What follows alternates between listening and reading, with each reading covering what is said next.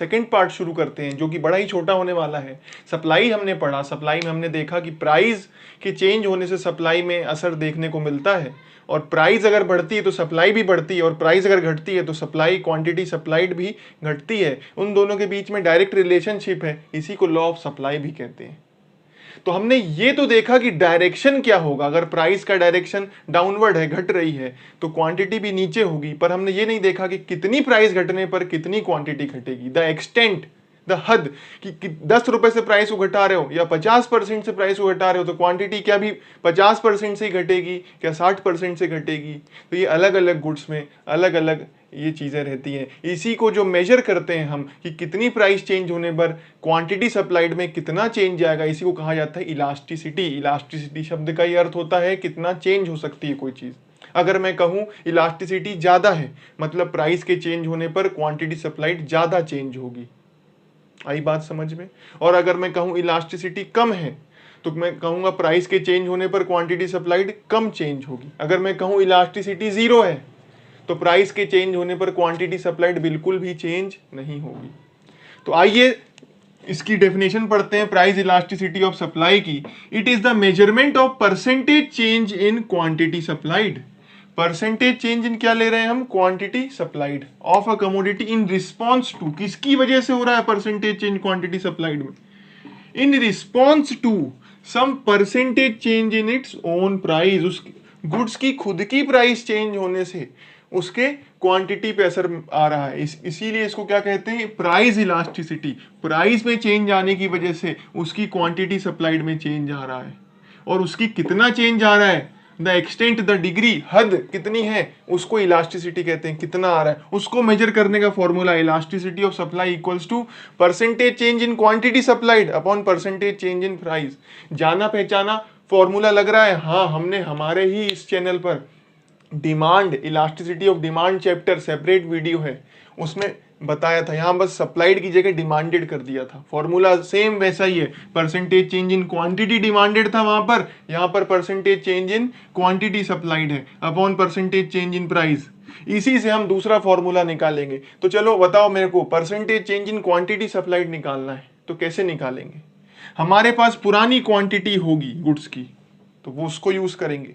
पुरानी पर कुछ चेंज आया, ठीक है, पुरानी पर जो चेंज आया उसको मैंने कहा ये डेल्टा साइन से डिनोट करते हैं। Change in Q upon old quantity, change in quantity upon old, क्योंकि चेंज किस पर आया है, पुराने पर आया, इसलिए इसको नीचे रखा। नीचे पर कितना चेंज आया, ऊपर चेंज को रखा।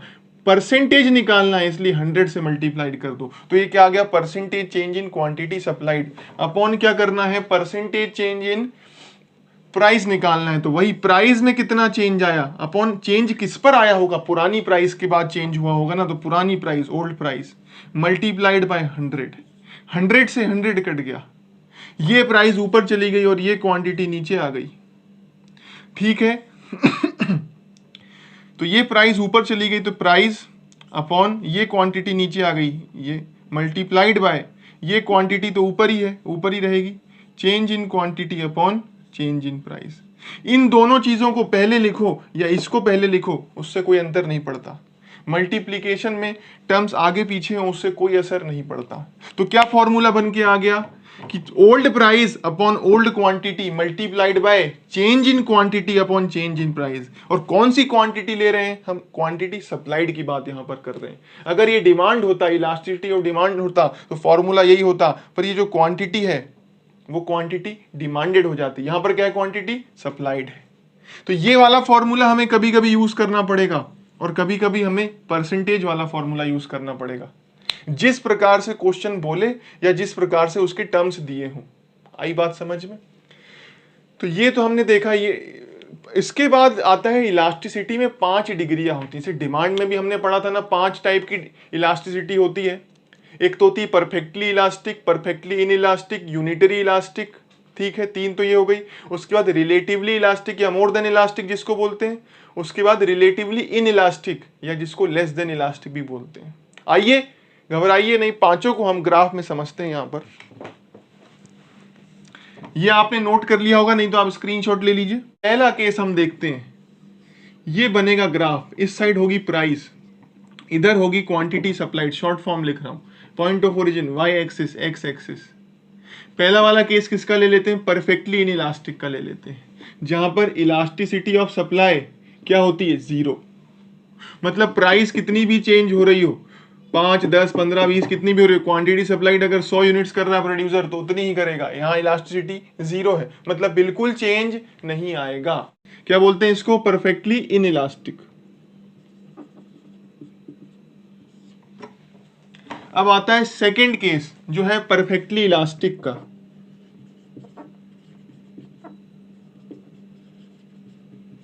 इसमें भी सेम कर्व है, इस साइड प्राइस है, नीचे क्वांटिटी डिमांडेड मान के चलना। यहां कैसा होता है, इनफाइनाइट कर्व बनता है, इलास्टिसिटी इक्वल्स टू इनफाइनाइट। इस केस में क्या है, प्राइस आपकी कांस्टेंट है, मान लीजिए 10 रुपए है, तो क्वांटिटी डिमांडेड उसी प्राइस पर, सेम प्राइस पर कितनी भी बढ़ घट सकती है। आई बात समझ में, कोई इसको डिपिक्ट ही नहीं कर सकता मार्केट में, फुल इलास्टिसिटी चल रही है। यहां पर पॉइंट से भी कोई इधर उधर जाएगा ना तो सेल बिल्कुल उसकी 0 हो जाएगी। ये दोनों इलास्टिसिटी ऑफ डिमांड के केस में भी दोनों ग्राफ कैसे थे, सेम थे, और यहां पर भी कैसे, वैसे ही शेप बन रही है। अब यूनिटरी वाले में डिफरेंस देखने को मिलेगा, क्योंकि डिमांड में तो ऐसा कर्व बनता था, डाउनवर्ड स्लोप्ड हुआ करता था, और सप्लाई कर्व कैसा होता है, अपवर्ड स्लोप्ड होता है। तो ये बनेगा आपका ये यूनिटरी इलास्टिक सप्लाई कर्व। यहां पर क्या होगा, ई एस इक्वल्स टू 1। आई बात समझ में, मतलब यहां पर सेम परसेंटेज चेंज देखने को मिलेगा। अगर प्राइस में 10% का चेंज आया है या इंक्रीज आया है तो क्वांटिटी सप्लाइड भी हमारी 10% से बढ़ जाएगी। अमाउंट या यूनिट सेम नहीं कह रहा हूं, परसेंटेज।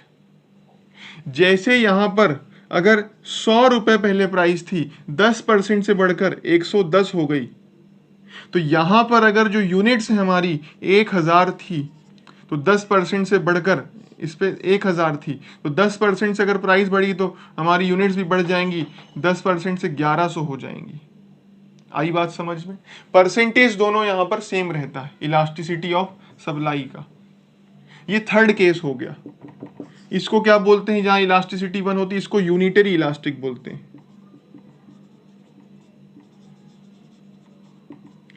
इसके बाद मेनली तो ये 3 ही कंडीशंस हैं जो आपको याद रहनी चाहिए। 2 और कंडीशंस हैं जिनके बारे में अब हम बात करेंगे। अब जो है फोर्थ सिचुएशन हमारी रिलेटिवली इन इलास्टिक की बनेगी, जिसको हम ES लेस देन 1 भी कह सकते हैं। इसका जो कर्व है वो इन इलास्टिक से मिलता जुलता रहेगा। यहां जो स्लोप है वो इन इलास्टिक से मिलता जुलता है, तो यहां पर ये आपका ES लेस देन 1 कहलाएगा, क्योंकि यहां प्राइस के चेंज होने से चेंज तो आएगा क्वांटिटी में। यहां प्राइस है, इससे क्वांटिटी सप्लाइड में चेंज तो आएगा, पर चेंज कैसा होगा, बहुत कम होगा। फिर आता है रिलेटिवली इलास्टिक।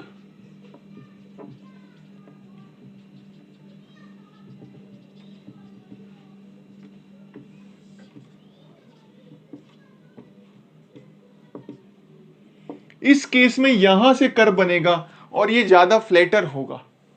आई बात समझ में, ये इलास्टिक वाले कर्व के ज्यादा नजदीक है। यहां इलास्टिसिटी मोर देन 1 रहती है। यहां प्राइस में चेंज आने से क्वांटिटी सप्लाइड में बहुत चेंज आएगा, पर इतना भी नहीं कि हम जान ना पाए, इनफाइनाइट नहीं है, पर काफी बहुत ज्यादा चेंज है यहां पर।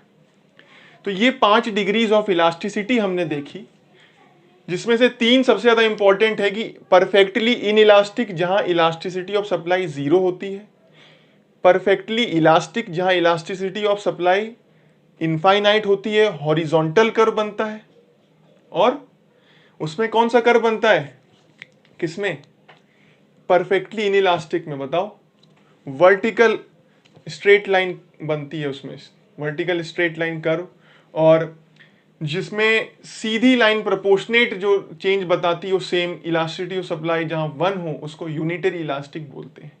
अब ये इलास्टिसिटी अफेक्ट किन से होती, what are the factors which affect this elasticity. तो सब ये देखते हैं, फैक्टर्स अफेक्टिंग इलास्टिसिटी में आपका आएगा नेचर ऑफ इनपुट्स यूज्ड। ये सबसे मेन चीज है कि नेचर किस प्रकार का है, जो आप इनपुट्स अर्थात रॉ मटेरियल यूज कर रहे हो, क्या वो कॉमनली अवेलेबल है। सामान्य रूप से मार्केट में हमारा रॉ मटेरियल मिल जाता है तो मोर इलास्टिक होगा। पर अगर सामान्य रूप से नहीं मिलता है, कॉमनली अवेलेबल नहीं है इनपुट्स, तो उस केस में क्या होगा, इलास्टिसिटी कम हो जाएगी। फिर नेचुरल कॉन्स्टेंट रहते हैं कई बार, जैसे कई चीजों की आपको अगर कोई प्रोडक्शन बढ़ाना है किसी चीज का तो उसके ट्रीज लगाने पड़ते हैं, तो 20 साल 10 साल 5 साल लग रहे हैं किसी चीज के प्रोडक्शन में, तो वहां अगर नेचुरल कॉन्स्टेंट आपके प्रोडक्शन को अटकाया हुआ है तो वहां इलास्टिसिटी कम होगी, क्योंकि आप बढ़ा घटा खुद से तो सकते नहीं हो। उसके बाद रिस्क टेकिंग कैपेसिटी अगर फर्म की ज्यादा है, रिस्क टेकिंग कर सकता है, तो इलास्टिसिटी भी ज्यादा होगी, क्योंकि वो आज रुक जाएगा नियर फ्यूचर के प्रॉफिट को कमाने के लिए। उसके बाद नेचर ऑफ कमोडिटी हम देखेंगे, अगर पेरिशेबल है ना तो वहां लेस इलास्टिसिटी होती है, पहले भी हमने डिस्कस किया है। फिर ड्यूरेबल गुड्स की इलास्टिसिटी ज्यादा होती है, क्योंकि आप उनको स्टॉक करके आराम से रख सकते हो, जरूरी नहीं आज के आज बेचना ही।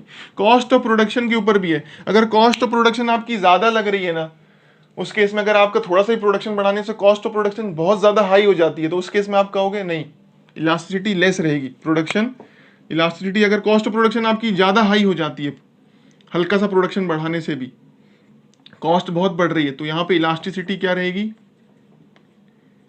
लेस रहेगी, इलास्टिसिटी लेस रहेगी। फिर टाइम फैक्टर है कि अब कौन से टाइम की बात कर रहे हो, शॉर्ट पीरियड अगर है ना तो वहां इलास्टिसिटी कम रहेगी, लॉन्ग पीरियड में हमेशा इलास्टिसिटी ज्यादा होती है, क्योंकि आप सब कुछ चेंज कर सकते हो ना लॉन्ग पे। तो उसका टेक्निक ऑफ प्रोडक्शन है, अगर वो टेक्निक ऑफ प्रोडक्शन कॉम्प्लेक्स है, बड़ा कठिन है, एक्सपेंसिव है, कॉस्ट ऑफ ये हालांकि एक्सपेंसिव तो इसी में कवर हो गया कॉस्ट में, अगर कॉम्प्लेक्स मेथड यूज कर रहे हो ना तो इलास्टिसिटी कम होगी, क्योंकि बड़े ही परेशान करने वाला जटिल काम है, तो आप इलास्टिसिटी कम रखोगे कि बड़े ठीक है ज्यादा प्राइस से अपन फटाफट प्रोडक्शन बढ़ाए घटाए नहीं, क्योंकि इतना आसान काम नहीं कर रहे हैं हम। तो अगर टेक्निक ऑफ प्रोडक्शन एक्सपेंसिव और कॉम्प्लेक्स है तो वहां इलास्टिसिटी कम रहेगी। तो ये हमने देखा इस चैप्टर में कि कौन कौन से फैक्टर्स इलास्टिसिटी को अफेक्ट करते हैं, इलास्टिसिटी होती क्या है, इलास्टिसिटी की 5 डिग्रीज, उसके जो फॉर्मूले हैं 2, एक ही फॉर्मूला है मेन, उससे दूसरा निकला है। इसके अलावा सप्लाई फंक्शन पिछले पार्ट में रह गया था। सप्लाई फंक्शन कुछ भी नहीं है, वो यही बताता है कि सप्लाई जो है किन किन चीजों से अफेक्ट होती है। सबसे पहला प्राइस ऑफ ओन गुड्स, जिससे सप्लाई अफेक्ट होती है। इसके अलावा वो रीजंस जो मैंने लिखे थे इंक्रीज के, वो सारे रीजंस जो हैं आप यहाँ पर वही फैक्टर्स अफेक्टिंग सप्लाई में लिख दोगे, पिछले वाले पार्ट में जो बताए मैंने। इंक्रीज के जितने रीजंस बताए हैं ना, वो सारे ही रीजंस क्या है, फैक्टर्स अफेक्टिंग सप्लाई में है या डिटर्मिनेंट्स ऑफ सप्लाई में है। आई बात समझ में, what are the determinants of supply आए question, what are the factors affecting supply आए, या what are the reasons for increase आए, what are the reasons for decrease आए, वो सारे रीजंस लिख दो।